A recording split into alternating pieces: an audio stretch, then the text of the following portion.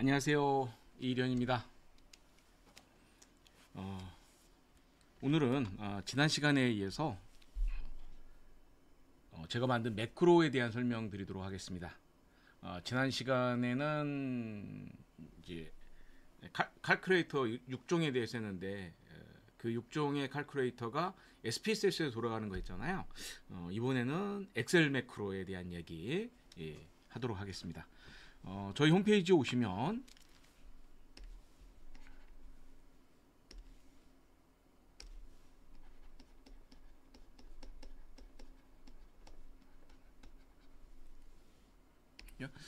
저희 여기 홈페이지 오게 됩니다. 홈페이지에 오시게 되면 이지플로우 스태티스틱이라고 하는 탭이 있어요. 이지플로우 스태티스틱이라는 탭이 있으니까 여기 가시면 되고요. 그리고 맨 앞에 이제 제가 조금 전에 업로드 해놨습니다. 조금 전에 엑셀 매크로 버전 3.0 3.0 버전 업로드 되었으니까 여기로 가시고요. 여기로 가시면 됩니다. 그리고 거기 가면 오케이, 이거 다운로드 받으시면 됩니다. 다운로드 받으면 이렇게 지금 이렇게 압축 파일로 뜨게 되는데 압축 파일 풀시면 됩니다. 압축 파일 풀면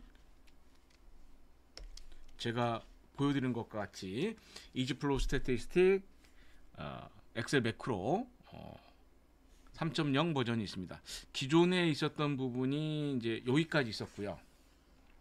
요만큼하고 요게 있었습니다. 3.0 버전에서 추가된 부분이 3.0에 추가된 것이 이렇게 하고 요게 추가되어 있습니다. 그래서 오늘은 이제 여기에 대한 얘기들을 설명을 좀 드리고요. 다음 시간에 다음 주 화요일에는 이제 요 앞에서부터 차근히 하나씩 설명드리도록 하겠습니다.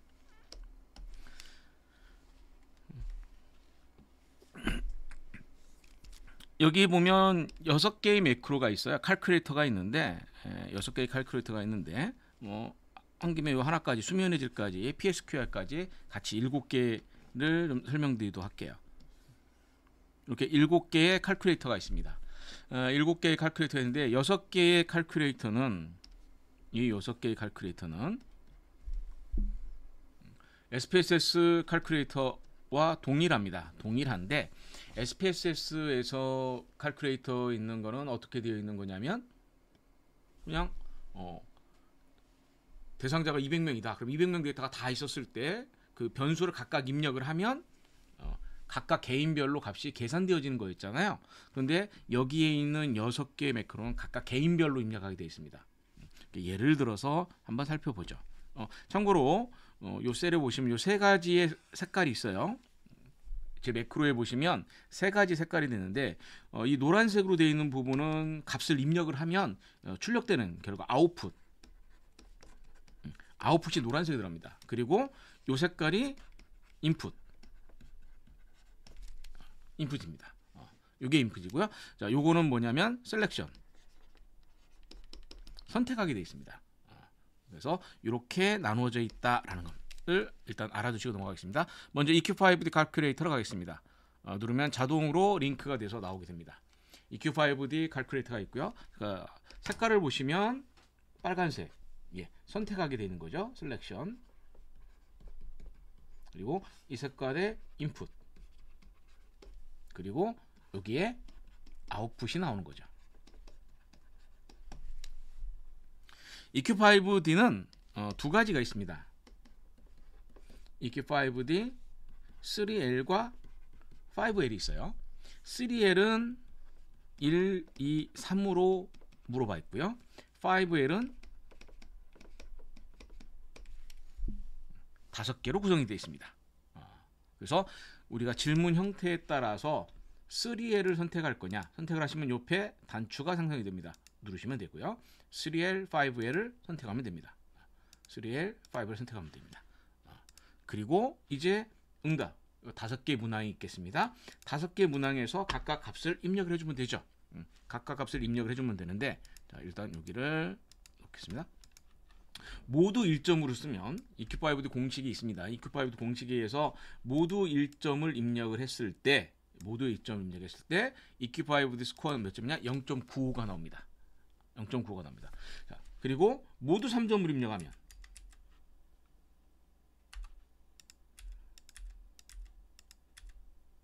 모두 3점 하면 마이너스 17이 됩니다. 즉 EQ5D 3L의 점수 분포는 마이너스 0.171에서 0.95까지 나오게 됩니다. 우리가 이제 그냥 그동안 EQ5D 값을 얘기할 때는 0에서 1 사이에 나온다라고 보통 얘기하거든요. 0에서 1에서 나오는데 실제로 계산하면 0에서 1이 아니라 0보다 작은 값이 나올 수도 있고 1보다 작은 값이 나옵니다. 이렇게 나올 수가 있어요. 그런데 이 모두 1인 경우 이 경우가 이제 하나의 문제가 되거든요. 모두 1인 경우를 다 계산하면 0.95가 됩니다. EQ5D의 공식을 살펴보면 3L의 공식은 1-0.05의 5개 문항의 어떤 가중치 값이 있어요. 그리고 이제 대충 이렇게 돼 있어요. 그러면 요 값을 전부 이제 1점이라고 했을 때 그럼 이제 다 0이거든요. 1점이면 5개가 모두 0이에요. 그럼 어떻게 됩니까? 1-0.05에서 0.95가 나오게 되는 거예요. 그래서 우리가 알고 있는 게 상식적으로 생각할 때 0에서 1 사이에 나와. 보통 그렇게 알고 있고 그렇게 배웠는데 실제로는 그게 아니라 요 범위 안에서 나온다는 얘기죠. 그래서 국건형 팀에서는 요 부분은 이제 회의가 됐나 봐요. 회의가 돼서 어떻게 했냐면 만약에 모두 1로 한 경우는 그냥 요 가중치를 없이 없애자. 그럼 얼마가 됩니까? 1이 나오겠죠. 그래서 그 옵션을 준 겁니다. 이렇게 yes를 주면 1점이 나온다라는 겁니다.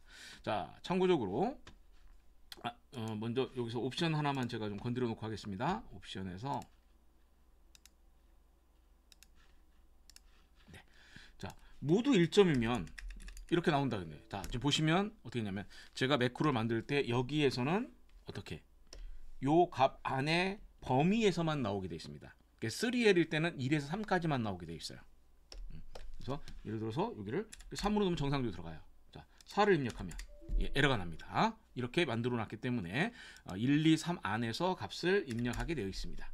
자, 만약에 그러면 5점 척도로 바꾼다. EQ5D 5L로 바꾸게 되면 자, 아까 여기 있던가요? 4로 입력해도 정상적인 값 들어가죠. 5로 입력하면 정상적인 값 들어갑니다. 자, 참고적으로 그래서 5L을 기준으로 따지면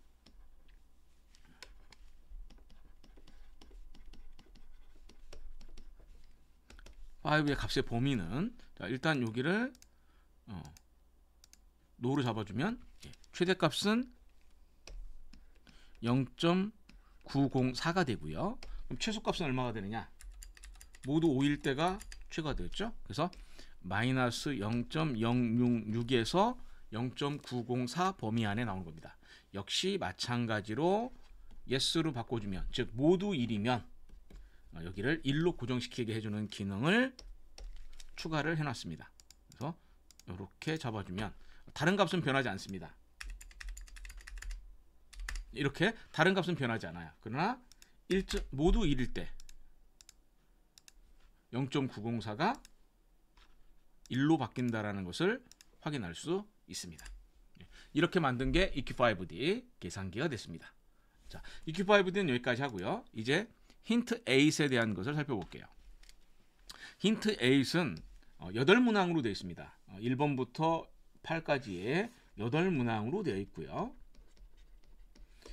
제가 지금 아직 여기에는 안 들어놨는데 에스페이스 칼큘레이터에는 각각의 이제 그 레퍼런스를 달아놨거든요. 근데 아직 EQ5D하고 힌트 8에서는 레퍼런스 안 달아놨는데 제가 추가로 다음에 할 때는 요 자리에 레퍼런스 좀 달아놓을 수 있도록 하겠습니다. 나중에 확인해 보시고요.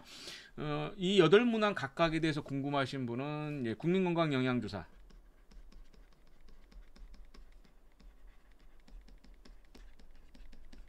여기 가셔서 힌트 A에 대해서 8문항 찾아보시면 됩니다. 찾아보시면 되고요. 그럼 여기서 나올 수 있는 값은 1에서 4점까지 나옵니다. 1에서 4점까지 나오고요. 그러면 1점은 뭐냐면 역시 마찬가지로 EQ5D처럼 1점은 모두가 정상적인 상태예요. 특별하게 불편하지 않는 상태가 됩니다. 그래서 모두가 1점. 1때는 최대값이 힌트 에이스의 최대값은 0.927이 나옵니다. 마찬가지로 모두 1인 경우를 1로 고정시켜주면 1이 되겠죠. 자, 최대값 4를 입력을 하면 네, 0.132가 나오네. 잠깐 헷갈리네요. 4점이 아니라 5점이었던 것 같은데. 예, 4점이네요. 그러면 EQ5D가 아닌 힌트 8에 나올 수 있는 값의 범위는 0.132에서부터 0.917까지 나온다. 모두 1인 경우는 힌트 8을 1로 고정시킬 거냐? yes 해주시면 이 값이 1이 나오겠죠. 이렇게 만들어진 칼큘레이터입니다. 그래서 공식이라든가 이런 부분은 나중에 제가 레퍼런스 달아놓을 테니까 확인해 보시고요. 아니면은 구글이나 네이버에서 힌트 8로 검색을 해보시면 최초 보고서가 나와요. 국민건강영양조사팀에 올라간 국민건강영양조사가 아니라 이제 질병관리본부 쪽에서 이제 과제가 나왔던 거라서 그 과제 보고서가 100페이지가 조금 넘은 분량에 대한 힌트 8에 대한 보고서가 올라갑니다. 그 보고서를 보시면 각각의 문항들의 내용이라든가 어떻게 구성됐는가 이런 것들까지 다 나와 있으니까 참고하시면 되겠습니다. 그리고 참고적으로 EQ5D하고 힌트 8은 저작권 프리입니다. 비용을 지불하지 않아도 사용할 수 있다라는 것이 장점이 됩니다. 다만 힌트 8 같은 경우에는 이제 이게 관리하는 곳이 있죠. 이게 유로피안에서 만드는 거에서 EQ5D 같은 경우는 관리하는 곳이 있습니다. 그곳에 가셔서 허락을 받고 사용하시면 됩니다. 허락을 받고 사용하는데 우리가 이제 상업적인 용도가 아닌 학문적인 용도로 쓸 때는 무료로 사용할 수 있기 때문에 그냥 여러분 설문지에서도 사용이 가능합니다. 그리고 힌트 8 같은 경우도 이건 우리나라에서 만들어진 도구이고 얘도 학문적인 목적으로 사용을 할 때는 이제 무료로 사용 가능하니까 그냥 사용하시면 됩니다. 레퍼런스만 제대로 잡아주시면 되고요. 다만 힌트 8은 제가 아직 확인을 전부 다 확인 못했는데 힌트 8 같은 경우는 이제 허락을 받는 단계는 아직 없는 것 같아요. 그래서 이렇게 됐다라는 걸 알아주시면 되겠습니다. 자, 이번에는 이제 대사증후군 많이 이제 알고 있는 대사증후군이죠. 대사증후군 판정 기준이 5가지가 있습니다. 허리둘레가 있고요. 그 다음에 공복혈당, 글루코스가 있고, 그 다음에 SBP, DBP의 혈압, 그 다음에 콜레스테롤,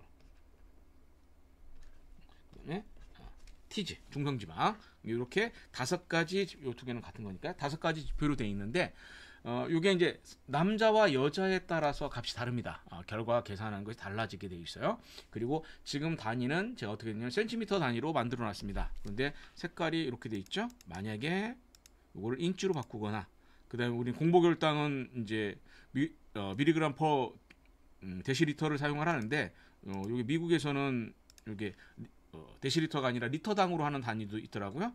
그래서 그거를 2개를 바꿔놨습니다. 그러면 자정으로 보시면 제가 여기를 인치로 바꾸면 기준이 인치로 바뀐다라는 것을 알 수가 있어요.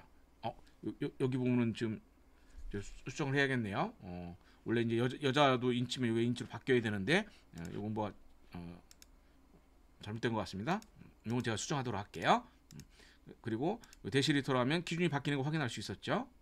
이렇게 기준이 바뀝니다. 그리고 이제 여기 같은 경우는 그냥 기준이 밀리그램으로 그냥 그대로 돼 있는 거, 그리고 여기도 이렇게 기준이 바뀌면 정상적으로 바뀐다라는 걸 알 수 있어요. 알 수 있습니다. 우리는 그런데 한국이니까 센티미터 단위로 바꾸고 밀리그램 퍼 데시리터로 바꿔놓고 하겠습니다. 그랬을 때 이게 이제 우리나라 사람들 기준입니다. 우리나라 사람들 기준인데 아시아 여성들은 80cm인가일 거예요. 그리고 한국 남자는 90cm인데 미국인들 대상으로 하면 이게 102cm인가 될 겁니다. 기준이 조금 달라요. 기준이 다릅니다. 그리고 나머지 공복 혈당은 100, 예, 그 다음에 SBP는 130 또는 DBP가 85 이상. 둘 중에 하나라도 130, 그러니까 예를 들어서 129에 86이다 라고 하면 이제 고혈압을 판정한다라는 얘기가 됩니다.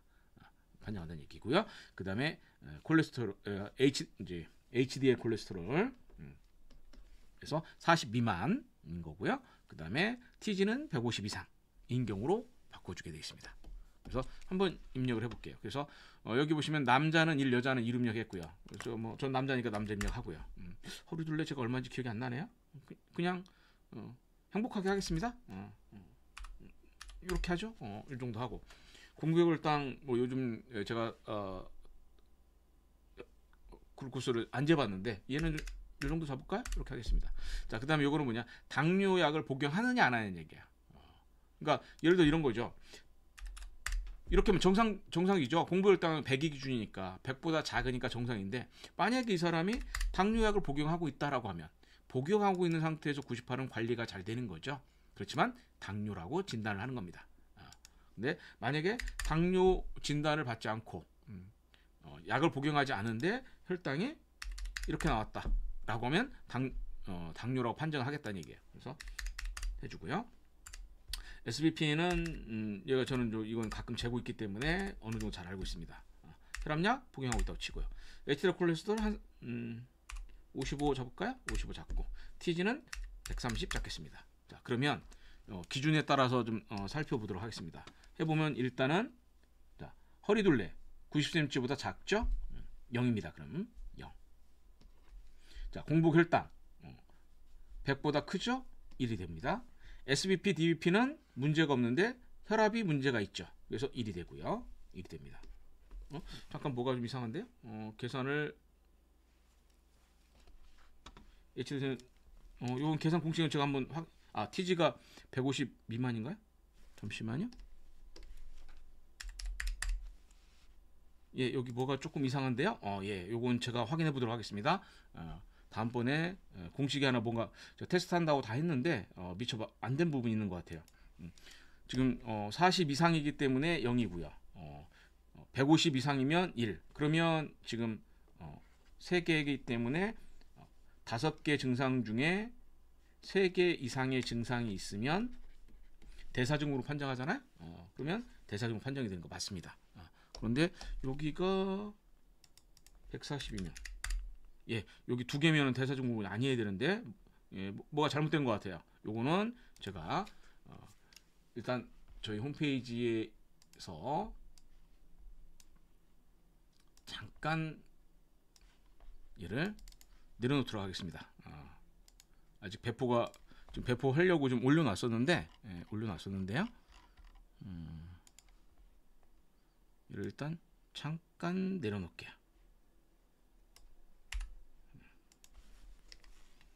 그러면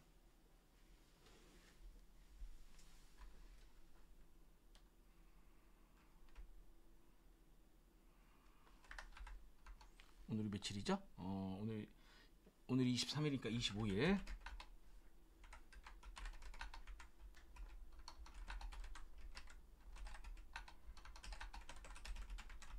네, 이렇게 올려놓겠습니다. 예. 지금 시작하기 전에 제가 조금 전에 올려놨었는데 업로드했었는데요. 이게 뭐 계산식 이상하니까 확인을 해야 되겠습니다. 자, 이렇게 돼 있는 거고요. 혹시라도 여기 있는 거냐면 기준 변경. 지금은 이제 제가 일반적 기준을 사용을 해서 이렇게 사용을 했는데 만약에 기준이 얘를 이렇게 102로 잡고 여기를 90으로 잡겠다.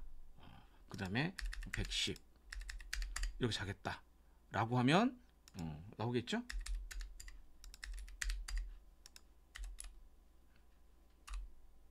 뭐 얘는 기준 안 잡고요. 그 다음에 뭐 만약에 이런 식으로 기준이 있다라고 하면 이렇게 되는 겁니다. 예.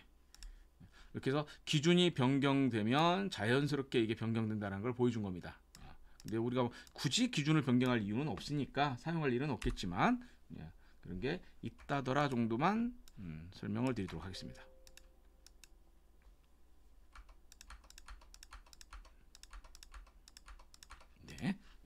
부분만 다시 한번 확인해서 제가 다시 내일하고 모레 사이에 해서 올려놓도록 하겠습니다. 자, 이렇게 하고요. 그 다음에 이제 대사증후군 심각도 점수인데 요거는 아직 나온 지가 얼마 안 된 저널입니다. 그러니까 요거는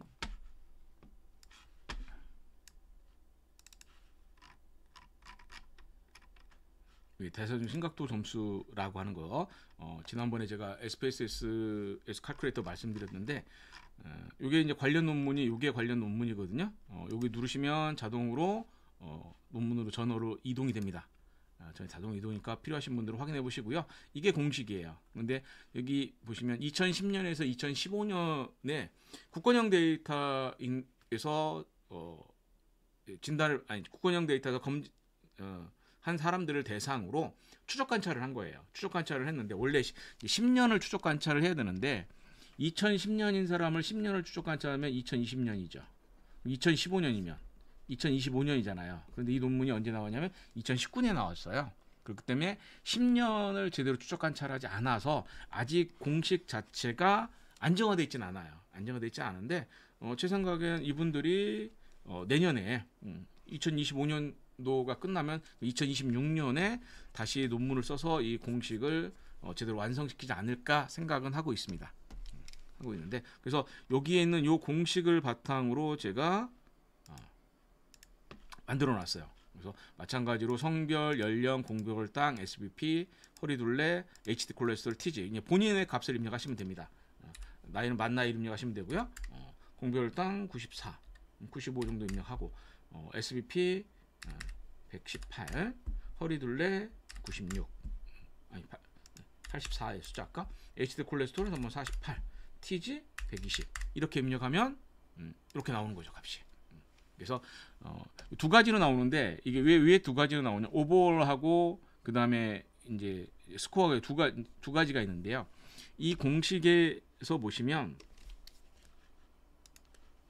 분들이 보시면 대상이 20에서 59세가 대상이에요. 29에서 59세가 대상에서 대상 자체가 20에서 59세 이 전체를 대상으로 해서 오버올.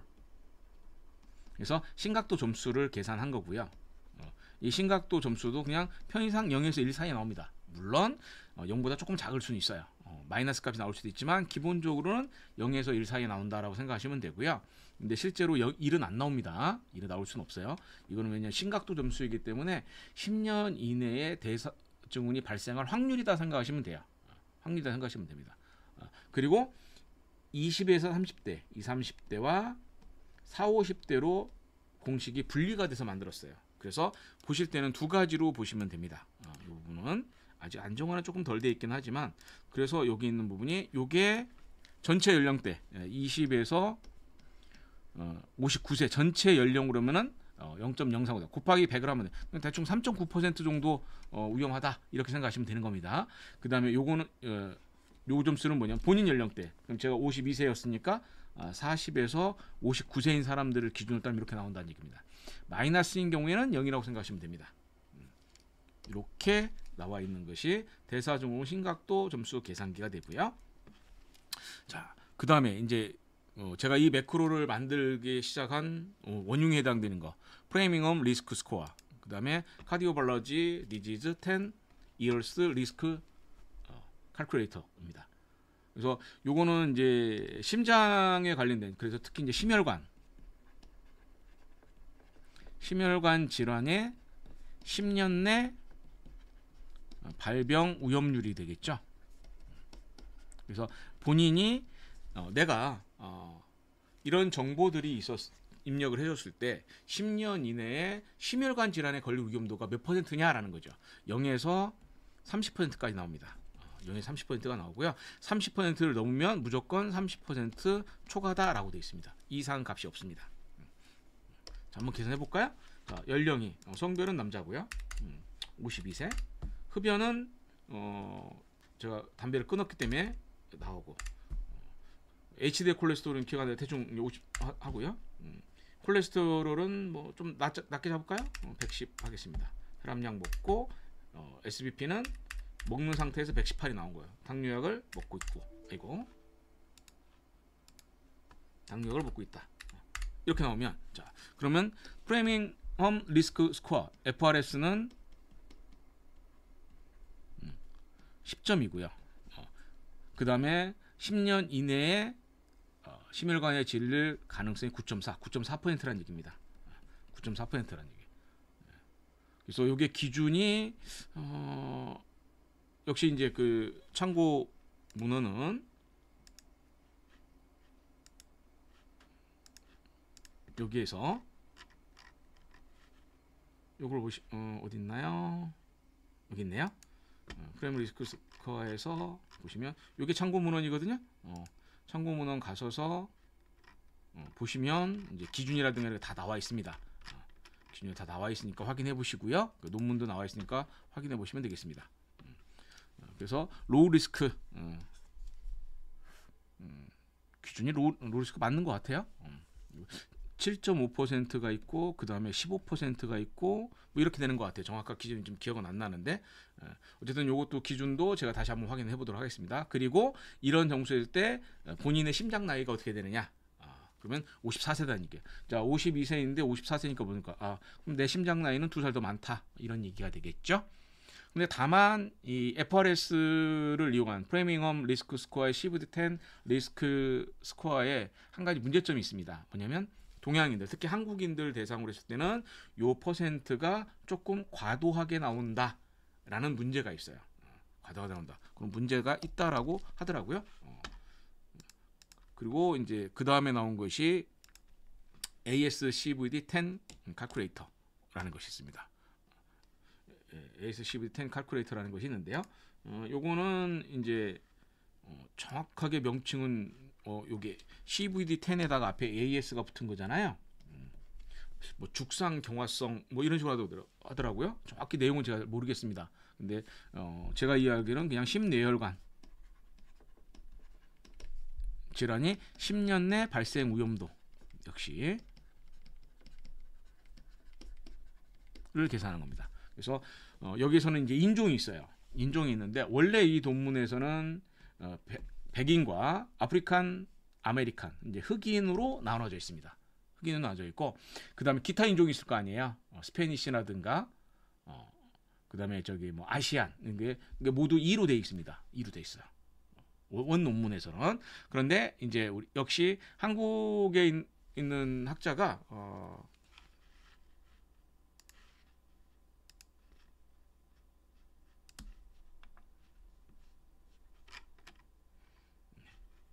여기 논문을 보시면 요 논문입니다. 이게 이것이 원래 논문이고요. 미국 심장학회에서 나온 원래 가이드라인에 대한 논문이고 그다음에 요게 2013년도의 자료를 그걸 바탕으로 해서 한국인들 대상으로 새로 만든 공식입니다. 역시 누르시면 링크 걸려서 이동이 됩니다. 이동이 됩니다. 잠시만요. 예, 맞죠? 예. 요 논문들은 필요하시면 여기서 다운로드 받아서 보시면 되겠습니다. 그래서 우리는 인종은 사물임명학계 한국인이니까 성별은 남자고요. 자, 52세. 흡연은 이제 끊었고 HDL 콜레스테롤 50 놓고 콜레스테롤 아까 120 넣었나요? 혈압약 복용한다고 놓고 SBP 118 당뇨약 복용한다고 놓은 겁니다. 그러면 얼마가 나오죠? 예, 4.6%가 나옵니다. 4.6% 이렇게 계산할 수 있다라는 겁니다. 그리고 이제 원래대로 하면은 이제 미국 심장학회에서 나온 이제 기타 인종 모두 아프리칸 아메리칸으로 흑인하고 같이 쓰거든요. 그걸로 계산하면 이렇게 굉장히 높게 나오죠. 굉장히 높게 나온다라는 문제가 있어요. 그래서 한국인 대상을 이렇게 만든 거고. 그다음에 이제 4라고 한 거는 뭐냐면 이게 이제 한국인이 아니라 혹시라도 외국에서 일본에서 일본인들 대상으로 만든 요 기준이 있을 수 있어요. 요 기준이 있을 수 있거든요. 그러면 기준이 있으면 요 기준값을 가지고 입력하라는 얘기입니다. 그래서 코이피션트에서 여자와 남자의 각각에서 이제 이 논문을 보시면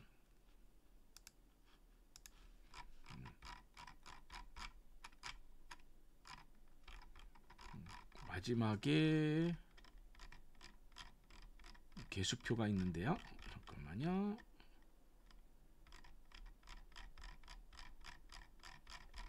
맨 마지막 페이지던가? 네, 여기 있네요. 여기 보면 이렇게 코이피션트가 있죠? 개수표가 있어요. 보시면 남자일 때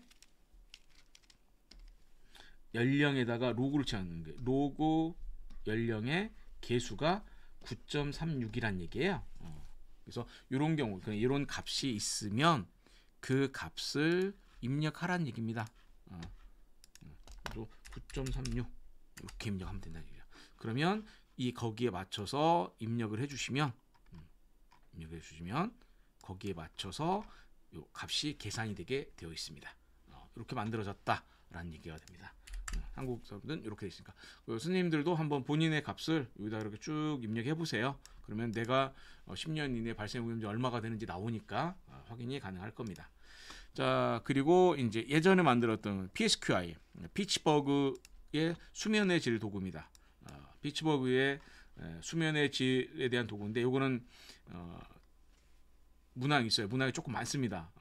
여기 보시면 문항이, 자, 취침 시간 언제 자느냐, 그 다음에 시분으로 입력돼 있고, 잠드는데 걸린 시간, 뒤척이는데 얼마나 뒤척이느냐, 그다음에 기상 시간, 그 시간은 이제 24시간 단위로 입력해 주시면 되는 겁니다. 그러면 이제 실제 잠잔 시간, 시간 분으로 되어 있고요. 누워 있는 시간 이런 게 나와 있고, 그다음에 문항들이 있습니다. 5번 문항들이 있어요. 이렇게 10문항이 있거든요. 10문항에 각각의 점수가 있습니다. 0에서 3점 사이에. 요거 혹시 이 PSQI에 관련된 질문이 궁금하신 분은 네이버나 구글에서 PSQI 검색해 보시면, 피츠버그 수면의 질 검색해 보시면 설문지는 나오니까 확인할 수 있을 거예요. 그리고 패널 데이터들에서도 요 수면의 질 측정하는 도구들 많이 나오거든요. 그러니까 확인해 보시면 돼요. 여기 문항 제가 달아놨네요. 취침 30분에 잠들 수 없었다. 한번 해볼까요? 제가 요거는 개인별로 한 게 아니라 그냥 엑셀에서 뭐 100명이면 100명, 200명 전부 다 복사해보면 그냥 값이 계산하게 만들어 놓은 겁니다. 자, 평상시에 제가 한 1시 정도에 자거든요. 이렇게 자고요. 잠자는데 한 15분이면 잠듭니다. 기상 시간은 8시 정도에 깨고요. 실제 잠든 시간 7시간 한 30분 정도 자고 있고요. 누워 있는 시간은 한 8시간 누워 있는 거죠. 이렇게 나와 있다고 치고, 이 계산이 잘못됐네. 1시에 자서 8시에 나오는데 7시 반 잘 수는 없죠. 6시간 반 이렇게 놓고요. 자, 그 다음에 여기 취침 후에 잠들 수 없었다. 전혀 그런 적 없어요. 가끔 어쩌다 한번 이렇게. 그다음 한밤중에 새벽에 깼다. 예, 요즘 자다 한 번씩 깹니다. 자다 깨서 이 정도 두고, 화장실에 가려고 일어나야 했다. 예. 그다음에 편안하게 숨 쉴 수가 없었다. 그다음에 기침을 하고 실게 코를 고았다. 코는 고는 것 같아요. 너무 춥다고 느꼈다. 그런 적은 별로 없고, 덥다고 느꼈다. 나쁜 꿈을 꾸었다. 통증이 있었다. 그 다른 이유로 별로 없었다. 이렇게 써주시면 되고요. 그 다음에 전반적인 수면의 질은 요즘 제가 와치를 차고 다니까 수면의 질이 점수가 계산돼서 나오더라고요. 계산돼서 나오니까 보면 한 70점 정도 나오는 것 같아요. 그러니까 0에서 3점 사이니까 70점 정도면 한 이 정도 되겠네요. 잠재 수면제는 복용하지 않았고요. 식사, 운전 등 사회 활동에 졸음을 느끼는 거 한 1 정도? 1일 등에서 문제 일으킨 적, 자면서 별 문제 있는 거. 그다음에 동거나 같이 자는 사람이 있냐 없냐, 이거 얘기했죠? 하면 됩니다. 그럼 이렇게 하면 이게 계산이 돼서 나오는 거고요. 이게 영역들이 있어요. 수면의 질을 계산한 영역이 있고, 그다음에 PSQI 이게 점수가 되는 겁니다. 6점이 나온 거고요. 요거는 한국형입니다. 요거는 이제 원래 미국에서 나온 원 도구고요. 이게 한국형으로 나온 것입니다. 그래서 한국형으로 나온 도구에 이렇게 점수가 이렇게 나온 거고, 토탈 PSQI 같은 경우는 제가 7점이다라는 얘기죠. 7점이라는 얘기고요. 그리고 한국형, 옛날 한국형이 두 가지가 있거든요. KPSQI가 1, 2가 있는데 4-B, 4-B가 요거죠. 요게 옛날 초창기에는 없었어요, 문항이. 그러다가 새로 추가된 겁니다. 추가됐을 때, 그래서 옛날 구형으로 했을 때는 점수가 이렇게 나온다는 얘기고, 9 이렇게 나온다는 얘기고 8점이라는 얘기입니다. 그래서 지금은 요거 보시면 됩니다. 요거 이렇게 7점이고 이게 그룹이 있을 거예요. 0번은 이제 정상적인 잠을 자는 사람, 1번 그룹은 이제 추면의 질이 나쁜 집단 이렇게 나온 겁니다. 그래서 이런 형태로 PSQI를 계산할 수 있다라는 겁니다. 요거는 저도 조금 고민하고 있는데 SPSS로도 요걸 칼큘레이터를 구현을 할까 말까 고민을 했는데 문항이 너무 많아서요. 이건 SPSS 칼큘레이터 구현하지 않을 거고 엑셀에서 이렇게 값을 입력해서 지금 현재는 제가 입력했지만 실제로는 입력 규칙에 의해서 엑셀에 정상적으로 입력하셨으면 복사해서 붙이면 되겠죠. 복사해서 예를 들어서 이런 값이 있었다. 조금 화면이 크니까 줄여볼까요? 이렇게 자, 여기까지 입력하는 거니까 이만큼을 여기 이 파일이 아니라 다른 파일이 되겠죠. 다른 파일에서 복사해서 이제 붙이는 거죠. 붙일 때는 이렇게 값을 붙이면 됩니다. 그냥 이렇게 붙여놓게 할 때 여기 1, 2, 3 써 있는 거 있죠. 그러면 이제 값만 붙어요. 값만 붙으니까 이렇게 해주시면 정상적으로 값이 나온 겁니다. 이렇게. 그래서 나중에는 여기만 요 두 개만 SPSS에서 가져가시면 돼요. 이렇게 PSQI로 하는 것. 그래서 지금 이렇게 7가지 칼큘레이터에 대해서 제가 이번 시간에 설명을 드렸습니다. 오늘은 뭐 칼큘레이터가만 할 거라서 여기까지 하고요. 다음 주 화요일에 나머지 이 부분들에 대한 것들 어떻게 하는지 설명하는 시간을 갖도록 하겠습니다. 혹시 질문 있으신 분은 채팅창에 질문 남겨주시면 질문해 주시면 제가 답변을 드리도록 하겠습니다. 요 매크로는 뭐 이런 식으로 되어 있고 공개한지는 제가 설명은 그동안 공개 안 했는데 여기서 보시면 여러 가지들이 있습니다. 소벨 테스트도 있고 그 다음에 조절 변수들 했을 때 하는 방법이 있고 근데 조절 변수는 지금 이제 프로세스 매크로 많이 쓰니까 이쪽에 쓸 일은 별로 없을 것 같고요. 그 다음에 이제 요거는 이제 GLM 돌릴 때 일반화 선형 모형들을 돌리면은 포화송 회계 분석, 음이항 회계 분석을 해야 되거든요. 그럴 때 쓰는 방법론. 근데 더비나슨 지수에 우리가 이제 더비나슨 지수가 0에서 4 사이에 나오고 2에 가까워야 된다라고 있잖아요. 근데 얼마면 2에 가까워야 되느냐라는 기준이 그동안 논문들에서는 주관적으로 사용하고 있거든요. 그런데 더빈과 왓슨이라는 이 두 분이 쓴 논문에서 기준을 제시했어요. 기준값들이 있는 거. 그 다음에 이제 우리가 회계 분석에서는 위계적 회계 분석이 있는데 로지스틱 회계 분석에서 위계적 로지스틱 회계 분석하는 방법론이 있거든요. 거기에 대해서 위계적 로지스틱 회계 분석하는 방법론들. 그 다음에 이제 구조방정식에 쓰이는 것들, AVCR 계산하는 거. 그 다음에 이제 구조방정식의 조절 효과를 할 때 핑의 2단계. 그리고 단일 요인일 때 구조방정식에서 구조방정식 이런 식으로 돼 있으면 구조방정식에는 보통 이 측정 변수가 또는 하위 요인이 여러 개여야 되잖아요. 여러 개여야 되는데 이렇게 하나만 있을 때 어떻게 하느냐라는 것이 있어요. 그럴 때 이제 단일 요인에 하는 방법에 대한 얘기도 있고 그리고 이제 본페로니 크랙션 하는 거 효과 크기에 대한 얘기들 이런 것들이 있습니다. 이런 것들은 다음 시간에 다음 주에 내용 살펴보도록 하겠습니다. 예, 오늘은 여기까지 해서 제가 만든 이지플로우 스태티스틱 엑셀 매크로 3.0의 칼큘레이터에 대한 얘기 여기까지 마치도록 하겠습니다. 네, 수고하셨습니다.